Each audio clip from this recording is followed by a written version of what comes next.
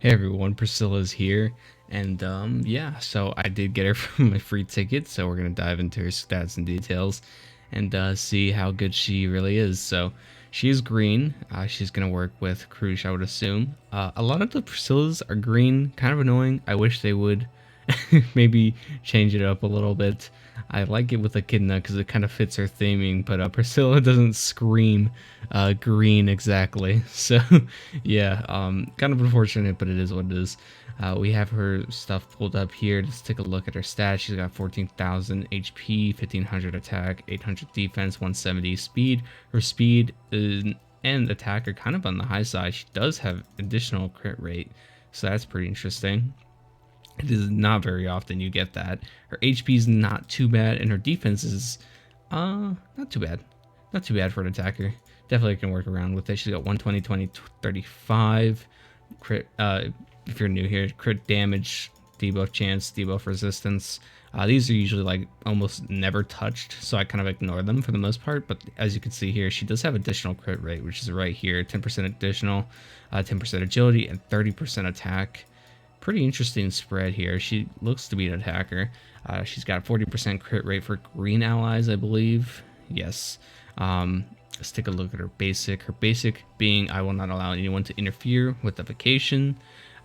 Physical attack, one enemy with 800% power with 100% chance to extend debuffs duration by 2 turns and inflict damage over time for 2 turns. Okay, that's one enemy, and she has a chance to extend the debuffs. That's pretty nice.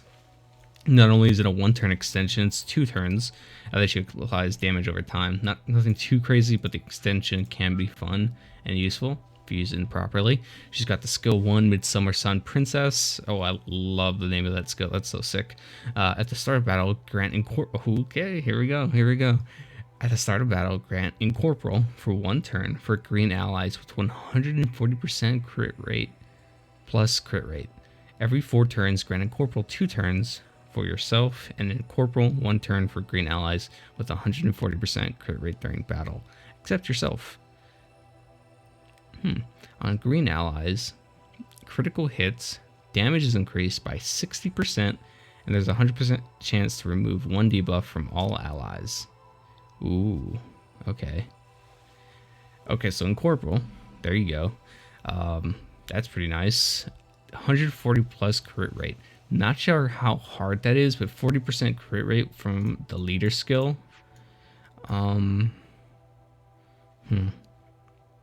Would that be enough to raise a team's crit rate?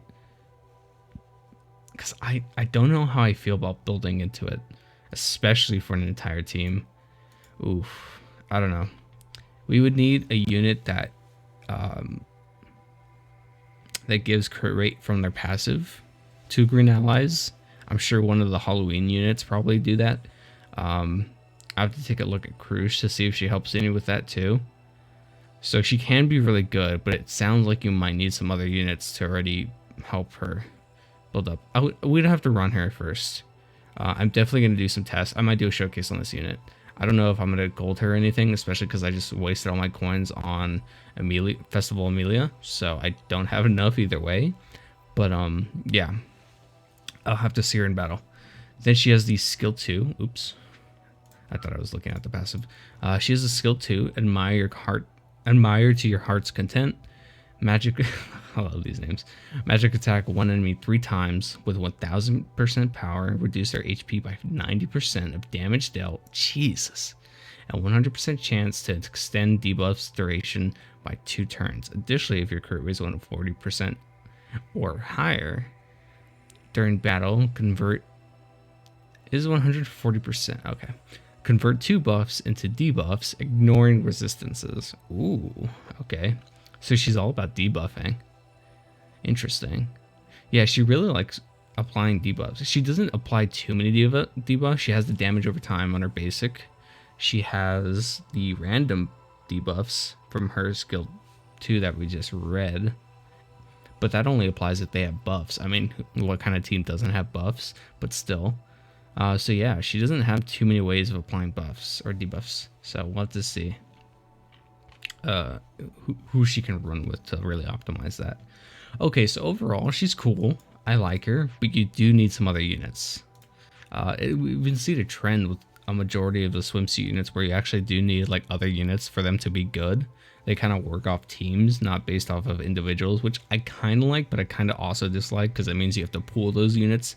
Normally in a normal gacha game wouldn't be the worst thing, but the raids for this game in particular aren't the worst, but we don't get a lot of gems and we constantly get limit fucking breaking characters, power creep characters like every other month.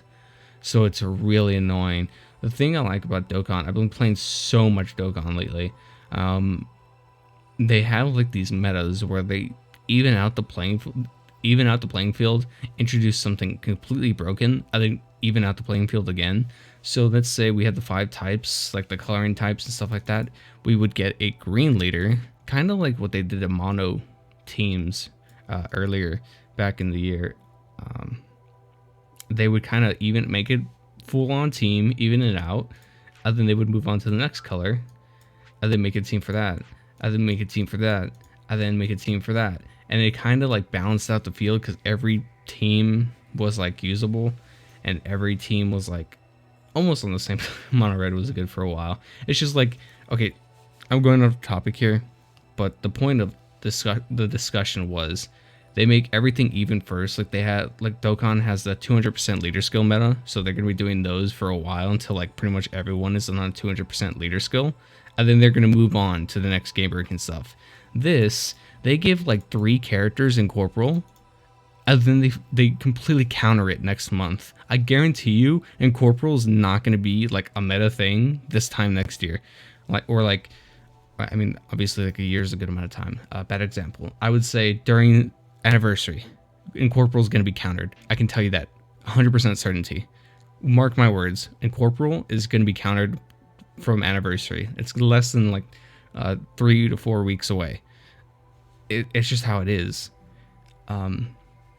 So the fact that these characters need other characters to work, it's just kind of annoying because you need to get so many characters. You can't really save, but then you go balls deep and then bam, like game breaking stuff. And I know that's gachas in a sense, but there's definitely a healthy way to go about it, and this game just hasn't found that balance yet, in my opinion.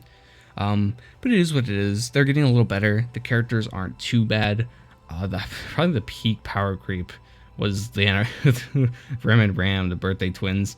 After that, they became almost completely irrelevant somehow, but like those were like, it was just like, whoa, like this is a unit, and then they just kept going, and I don't know. They just never looked back. It was either way. We'll take a look at the memory now because of going on a ramble.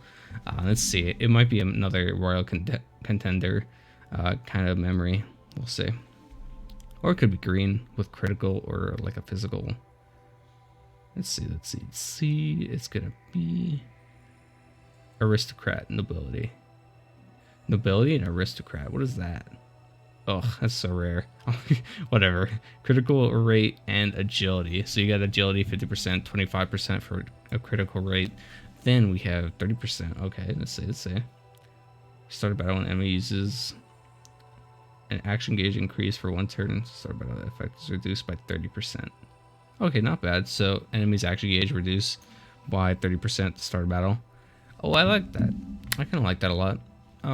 It's a good perk. I don't know why you would put it on an attack character, or somewhat of an attack character. She's more of a support attacker to make your real attackers do some crazy shit, but she definitely focuses on attack. I don't know, kind of a weird place to put it, but I do like it. It's like a pretty solid memory to have. Yeah, so pretty solid unit. I like her. I'm glad I pulled her. She definitely looks the best out of the batch. IMO. She's definitely a really good pick just because her companion unit is almost guaranteed free. I do hope I pull her. If I don't, that's gonna be kind of a tragedy. But yeah, if you do, you do have a high chance of pulling her one of her companion units, so that's pretty good. Definitely makes her a little bit more valuable because again, you have to really pull for a whole plethora of different units to really use this unit. So yeah.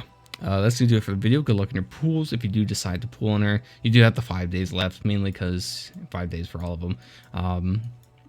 And you do have a guaranteed free ticket. Good luck. I'll see you guys next time. Later.